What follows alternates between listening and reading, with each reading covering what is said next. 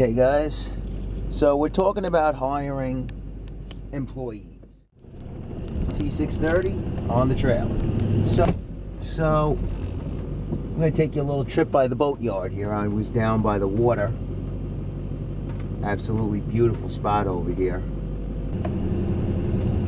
So how do you hire new employees, especially if you're just getting started? So the first thing I want to say is, as soon as you open a company, don't be a one-man band. A lot of people do it, and it's the wrong thing to do.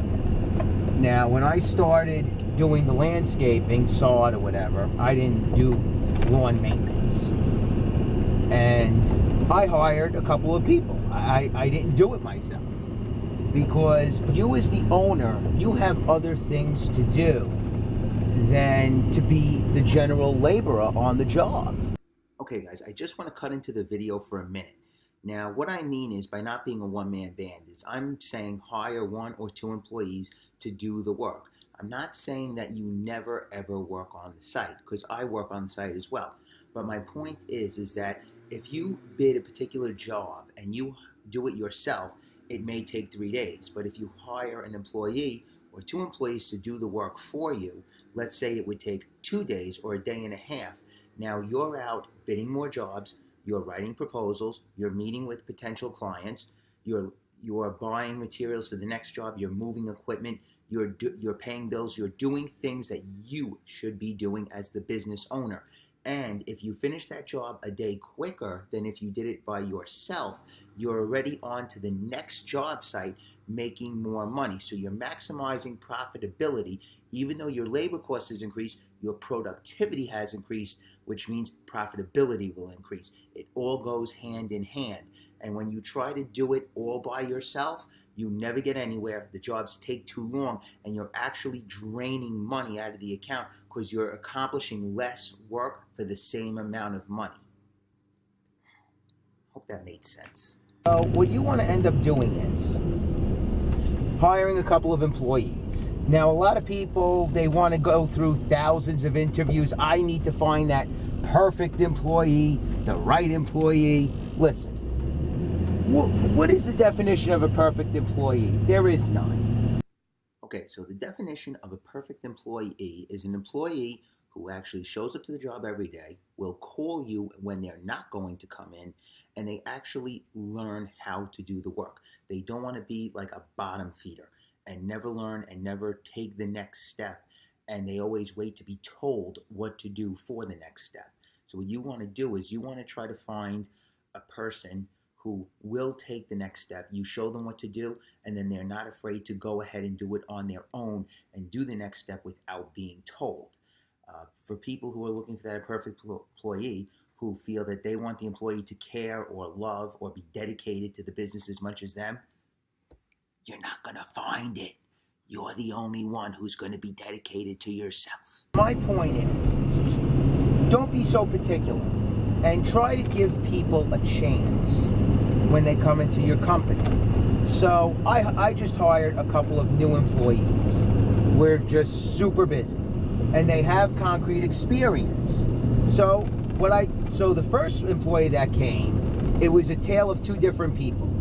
That's why I'm going to share it. So the first employee that I hired tells me he's a great concrete guy, and he's a mechanic, and he's this, he's that. So I said, okay, so I want to test your skills. So what I basically do is, for a new employee, I give them a 30-day trial plan. 30 days, it should be enough time for them to get acclimated to the way you work. Even if they're a rookie, they should be able to learn the basics of their job.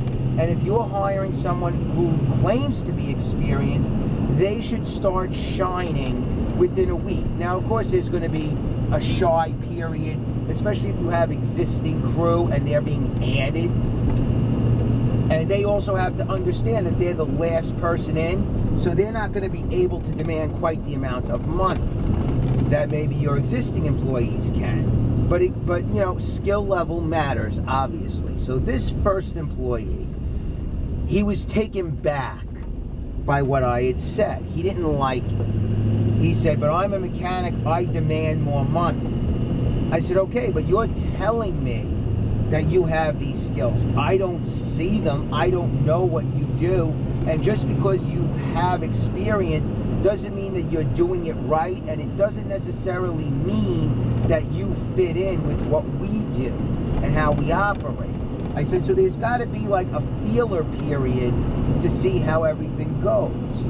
So then he said, okay. So I said, you're going to start out at the base salary when you come into the company. And if I see that you're good, we'll talk about more money at a little bit of a later point. Okay, so just to give you guys a brief update. So that employee did not work out. He ended up quitting after 2 days. He did not want to live up to his end of the deal. What ended up happening was he was very good at raking and screeding. He had experience mostly doing brick paver work and stone work. So it did not translate into finishing experience. So once he got past the raking and the screeding portion of the job, he had no idea how to finish the concrete, because when you do brick pavers, all you do is rake and screed the cement and you leave it. So obviously he was not the man for me, because we only do finished concrete. So he had a long way to go in his training, and he did not want to wait for the money. So he took a permanent vacation. It's going to happen. That's why I say you always have to watch to see the skill level that they have, because people, when they're desperate, will say anything they have to say to get their foot in the door, and you don't want to get locked into overpaying for talent that is not being received. So now, with the second employee I hired, he also says he has concrete experience, but he's desperate for work. And so I always ask them, how much do you want a day? Because some guys will say, well, I want $300 a day, and demand some ridiculous amount of money, and you don't know them from a hole in the wall. You know, that's obviously not going to happen. So I asked him what he wanted a day, and he shot me a very low figure. And I said, well, I'm going to be honest with you. My company, we have a base salary that everyone comes in at. I said, and your number is actually quite low to what we pay as a base salary. So the reason I created a base salary that everyone comes in at is so this way everyone starts at the same level. When you're a new employee, whether you're a rookie or whether you may come in with experience, and then if you're a rookie, you won't get a raise right away. If you know what you're doing and you prove up yourself, then you will get the money that your skill demands. Now, the reason why I do it this way is so this way it's fair to everyone that comes into the company, and I also like to pay a little bit more money than the industry standard may dictate. And the reason why I do that is because I want to build loyal employees to me. I don't want another company to be able to come in and offer them another $5, $10 a day and be able to steal them away. This way you keep the same crew together.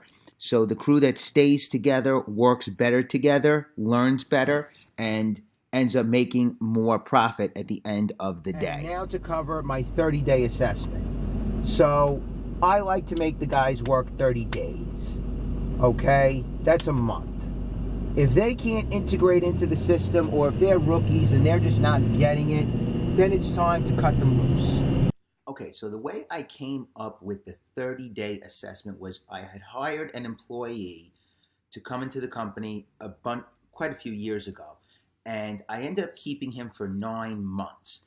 And it was a complete waste of time. He never got any better. He never did anything more. And pretty much, as I gauged his progress, he peaked at 30 days.